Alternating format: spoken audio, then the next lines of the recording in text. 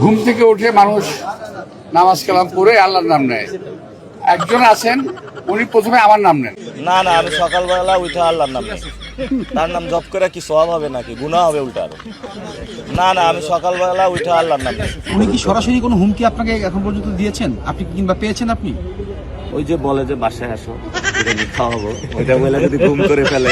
আমি বলছি ভাই নির্বাচন করতে আসছেন, আমি আপনাদেরকে চায়ের দাওয়াত দিয়েছিলাম যে বাসায় আসেন চা খাই কথাবার্তা বলি, বলে আমি এটা ওনাকে হুমকি দিয়েছি।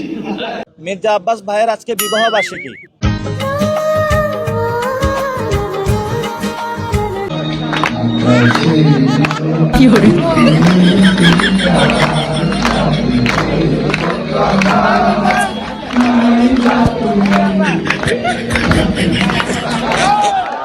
তুমি এখন বাংলাদেশের সবচেয়ে বড় আলেম আল্লামা মির্জা আব্বাস।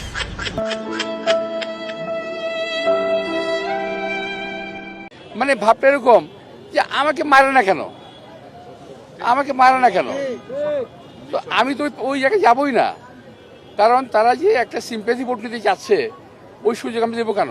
আমি খুব ভালো করে বুঝে ফেলছি এটা।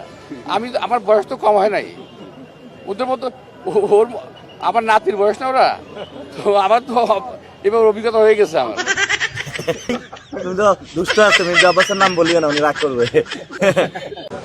এই যে কাগজে বাঘ বেলুন ফুস করে ফুটা হয়ে যাবে, নাম জানেন আপনারা? এই আপনি তো দুষ্ট আছেন। তারেক রহমান, ওনারা ভয় পাওয়ার কোনো কারণ নেই। নাসিরউদ্দিন পাটোয়ারি তারেক রহমানকে কাগজে বাঘ বলেছে গতকাল 4টায় শহীদ মিনারে। এটার বিষয়ে আপনার কোনো মন্তব্য আছে? এর জবাব আমার কাছে একটা পরিষ্কার, ছাগলে কিনা খায় পাগলে কিনা বলে। আমার মনে হয় তো তারেক রহমানও বিপদে আছে এই মির্জা আব্বাসকে নিয়ে, ঠিক খুবই বিপদে আছে। আব্বাস ভাই, সবাই বলছে আপনি অনেক ধৈর্যের পরিচয় দিচ্ছেন, অনেক স্লেজিং এর মুখে আছেন, আপনি আসলে বিষয়টা কিভাবে ম্যানেজ করছেন? এটা আমি মনে করি যে আল্লাহ তাআলা আমার একটা পরীক্ষা নিচ্ছেন, এবং আমি চাই যে আল্লাহ তাআলা যেন আমায় ধৈর্য দ্বারা পরীক্ষাটা ইলেকশনের মতো রাখেন। নাসিরউদ্দিন পাটোয়ারি আপনাকে নিয়ে অনেক কথা বলছে। আমি চিনি না ভাই, আমি চিনি না ওরে। আপনাকে নিয়ে অনেক আমি ওর কাউকে চিনি না। অনেক মানুষ অনেক কিছু আমাদেরকে বলেছে, এই কয়েকদিন আমরা অনেক যন্ত্রণা সহ্য করেছি, কিন্তু এই যন্ত্রণাগুলোকে আমরা সবাইকে ক্ষমা করে দিলাম। আমরা তাদেরকে ফুল দিয়ে বরণ করে নিব।